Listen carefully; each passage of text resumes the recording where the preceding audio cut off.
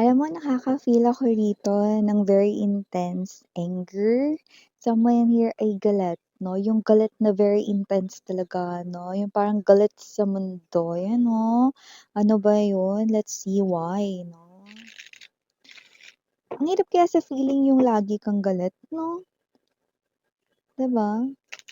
Kasi nafi-feel ko dito parang palagi siyang galit. This person here, hindi lang siya moody, talagang galit siya, 'no? I think there's something here that kailangan nating malaman. Ano ba yung pinagmumulan nung galit niya, 'no?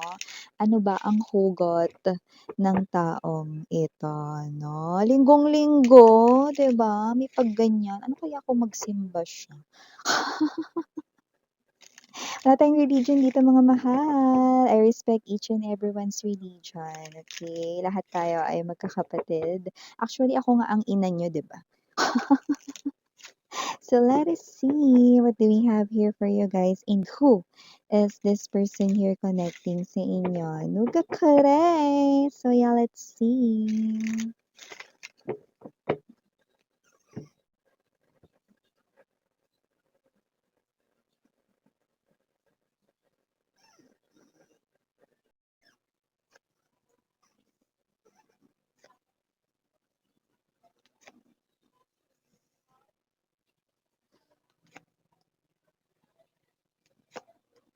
Naku.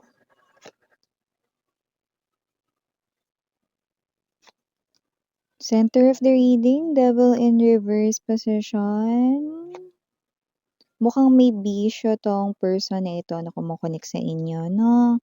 Pero mamaya sabihin ko sa inyo, 'no, ano yung nakita ko tungkol dun or patungkol dun. Let me proceed. Ooh, ouch. Ten of Wands in reverse. Bottom of the deck, Hermit. King of Cups. And the Three of Swords. Okay? So, kung sino man 'tong energy na 'to mga babes 'no, may sakit ba 'to or whatever the case may be, doesn't have to be na malala yung sakit, Parang yung energy ng kailangan ng maintenance, 'yan 'no. So, may energy rin dito na may iniinda siyang health issues. Issues, yes 'no, with ES. Puwedeng hindi lang isa, puwedeng dalawa or puwede ring, mas lalong, parang mas nararamdaman niya ngayon yung pain dulot nun 'no. Pero mas ramdam niya rito na yung tagus-tagusan niya 'no, yun yung na-pick up kong messages dito 'no with the Seven of Wands and there's this Ten of Swords right in here. Tagus-tagusan yung sakit na nararamdaman niya ngayon 'no. Hindi lamang yung health issue na iniinda niya rito, doesn't have to be that it's something malala or something very bothering, pero parang may energy ng may mini-maintain siya, maintenance ito. Pero yung iba, isa o dalawa yung iniinda niya rito 'no, na pain sa kanya ritong, katawan 'no, yung nakikita natin dito 'no. But yeah, before we dive more sa energy ng, kumo-connect sa inyo, batiin muna natin everybody. Happy Sunday, new subscribers, welcome po. My name is Yan, returning Istam buyers. Thank you sa inyong walang sawang love and support for me po at kung di niyo pa alam, meron pa po tayong other channel link down below sa ating description box. If interested, just click that link para mapunta kayo dun in araw-araw nag-a-upload po tayo ng collective readings for all signs there. At yun nga natin gender dito, so by lalaki, LGBT, lahat ay welcome. Pwede rin pong i-switch ang mga roles dahil possible talaga magkapalit-palit yarn kasi general reading ito. And at the end of the day, lahat ay may free will na free mong gamitin anytime, anywhere. Yan o. And syempre, timeless tayo dito mga mahal. Pwedeng nangyari na to sa iba. Sa iba, nangyayari na ngayon, which is high chance. At sa iba, mangyayari pa lang. Kaya naman, just take only what resonates. But here, wala nang tatalo pa sa pain na nararamdaman niya tagus-tagusan. Four of Swords energy, parang walang kagalingan. Eight of Swords right in here. This person is stuck into something very painful. I do see, no, yeah, tagus-tagusan talaga. Like, nanonood yung sakit na nararamdaman niya. Sumabay pa rito yung health issues na nakita natin dito. Pwedeng dulot ng kanya ritong vice or vices, bisyo, no, na pwedeng mas lalong lumala, hindi niya na na-control, wala ng disiplina. Like let's say, for example, okay, this person here could be a smoker, okay? Pero naging na siyang chain smoker or heavy smoker, okay? I think yun yung parang nagiging problem. Maybe this person here coughs a lot and alam naman natin kapag inuubong hirap, 'di ba, na parang, um magsalita or mag-focus sa ating work or sa ating ginagawa, no, ano man yun, no, while we are coughing, right? So, that's just one example, no? Pero yung iba, possible na hindi ito sa smoking part, no? Pwede rin, another example is, baka siya ay umiinom, pero mas lalong nag-iinom, no? At, ito ay posibleng nakakaapekto na sa kanyang kalusugan niya. May iniinda siya dito and yung iba parang may maintenance kind of thing. Maybe this person here is, like let's say baka meron siyang high blood or maybe this person here has this vertigo kind of thing. Yeah, mga gano'n 'no or, what else? Okay, maybe this person here, baka may gout siya, mga ganyan. Whatever the case may be. Okay? Meron siya ditong hindi lamang isa na iniinda, no, na health issues, no? At yun ay nakuha niya, hindi lang dahil dun sa mga vice or vision na yun, kundi kaya yun lumala. Kaya yun na parang mas tumindi, no, yung kanya ritong bisyo dahil, ayan, pwede ring pagpupuyat, no, dahil nga nasasaktan siya 'pag patungkol sa inyo. Ayan 'no, kasi nga with the Seven of Wands energy, Seven of Cups, parang kahit na anong gawin niya, yung wish niya na pakikipagbalikan sa inyo parang malabo ng mangyari 'no. Very blurred na daw na mangyari with the Nine of Cups, the Seven of, Wands energy. Kasi kung sino 'tong person na 'to 'no, this person here knows na nasira niya ang tiwala mo. So nakita natin this person here is someone na stress ang dahilan or anxiety, others ay nag-lead na sa depression at nakita natin dito 'no, na yung person mo because of that stress related sa inyo, ikaw pala yung dahilan, eh. Ito siya 'no, iniinda niya rin dito ang mga sakit-sakit sa katawan 'no, health issues, walang kagalingan lalo na yung paghilom ng inyong koneksyon 'no. Ang pinakamahirap pagalingin at i-maintain talaga 'no, ay yung healing 'no ng kaniyang puso 'no. Dahil pakiramdam nitong tao na 'to na pinagsasaksak dito ang kanyang puso, yes 'no, saksak puso, tulo ang dugo. So, kasi naman 'tong energy na 'to, nasa mga ka-edad ko diyan alam nila yung laro na, eh, ne.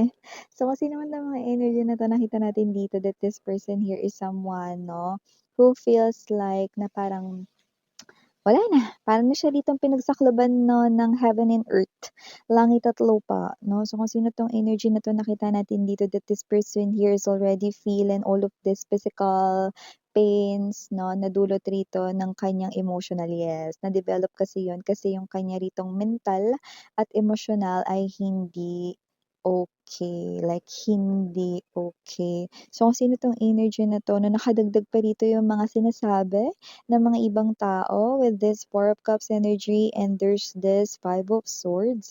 I mean the Five of Wands na parang na-mention ko yung Five of Swords. So whatever the case may be, this person here could be, receiving a lot of hindi magagandang mga sinasabi ng ibang mga tao. Not just about you guys, no? Not just about your past relationship with this person, but other matters, no? Other matters, no? Maaring may mga work-related concerns 'no, na hindi na-fix or maybe this person here is tinatamad siya sa trabaho at nakaka-receive siya rito ng puwedeng pinagagalitan siya ng kanyang boss 'no, or maybe meron siya dito na ibang mga coworkers 'no, na parang, nakikita siya bilang someone 'no, na parang yung feeling nila magre-resign na. Or someone rito ano, na parang hindi na ata gustong mag-work or whatsoever 'no, because this person here is becoming more lazy 'no, and I do pick up na nagiging lazier and lazier siya each day 'no, because this person here is focusing more dito sa kanyang problem. That's why nase-stress siya rito 'no, at kung siya ay naninigarilyo every time that this person here is nase-stress, paano 'yan? This person here ongoing yun, eh, kaya nga with the devil in reverse and there's this death energy, ongoing yun, eh. Nase-stress siya sa'yo 'no, from time to time 'no. Eh, whenever this person here remembers that you no longer want to be right beside him or her, this person here ay nase-stress. Mentally, emotionally 'no, yung scared siya 'no, yung fear creeps in, and I do see that this person here nagre-reflect yun sa kanyang physical body. That's why this person here is experiencing more pain 'no, sumasakit yung kanyang katawan. There's this particular part na sumasakit ang kanyang katawan 'no, not just headache, not just migraine here 'no, but I do see that this person here is developing other health, related issues, okay? So whatever the case may be, even though that's the case, this person here, wala siyang pakialam doon. Okay, sige, magkasakit na ako, everything, ganun siya. Okay? What matters most to this person here is how to repair or to fix this issue, because once this issue no ay ma-fix dito, then definitely baka masolusyonan niya na rin dito no yung kanya ritong health related issues, 'di ba? Eh, paano nga yun? The boat is sinking, 'di ba? Hindi na nga kayo dito nakikipag-cooperate because you already move away from this person. You've already moved on. Eh, you've already moved forward sa yung life's new journey, new chapter is what you're facing right now. And this person here left behind you, no? Nasa likuran mo lang siya rito. Ten of Wands in reverse. Naku, is an energy here of someone, no? Hindi niya dito maibaba-baba, maibagsak-bagsak, no?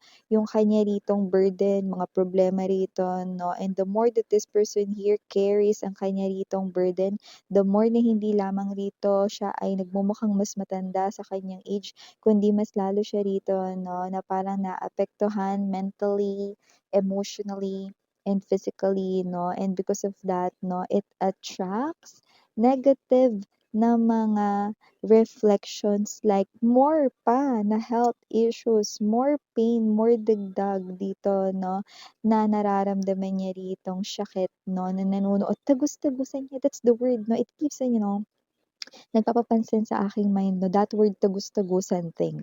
And whoever this energy is, so this person here realizing talaga, no, that the love of his or her life, no, walang ibang nagpakawala ng love of his or her life niya, kundi siya mismo. No? That's why this person here, ang kanyang heart ay definitely breaking, and this person here is someone no, receiving pa yung mga hindi magagandang bagay from the people around him or her, no? Like mga katrabaho, mga friends na hindi niya nagugustuhan yung mga sinasabi nito, no? And I do see na yung iba naman concerned sa kanya, pero yun nga, no, itong mga person na ito, yung mga people na ito, I mean, ito yung mga gusto na parang kumilos naman siya, aligaan niya naman yung self niya, and all of these things. But this person here, wag niyo akong pakialaman. Pwede ba lubayan niyo na lang ako? Wag na kayong mag-chat, wag na kayong tumawag, yan, no? So I do see that this person here is also staying away from his or her genuine people as well, from his or her soul tribe community, even his or her own parents, family, and even close friends. Yes, no? Because yun nga, yung mga parang kahit yung mga nagbibigay sa kanya rito, no, ng mga advices na matitino, no, ayaw niyang makinig. Pwede ba pabayaan niyo na lang ako? Pwede ba yeah, I think this person here is always sighing, yung parang laging nagbubuntong hininga. Yes, I do see, no, kasi naamoy ko yeah, no, naramdaman ko at naamoy ko yung kanyang hininga. So, anong amoy miss yan, no? Um, Keri lang, hindi naman mabaho, pero yung na-feel ko talaga is yung lalim ng kanya ritong hugot dun sa kanyang sigh, no? I felt this person's yung air na lumabas, no? Every time this person here is sighing, so definitely this person here is someone 106% certified problemado. Yan, no? So for the initials writing here, yes, we do have, unang-una na dyan for some reason, maaring capital ang letter B as in boy at ang T. Yan, no? And for the rest of the letters, we have the E. We also have here I. For some reason, the I could be more than one. Let's proceed. We also have here J, G. We also have here L, F, andito rin ang A, and last but not the least, we've got the letter U. So yeah, these are all the messages we've got right here for you. Honey, again, I'm Yuriana Ani for the girls in Yana, Duna for the boys. Sarang heyo, my love. Annyeong.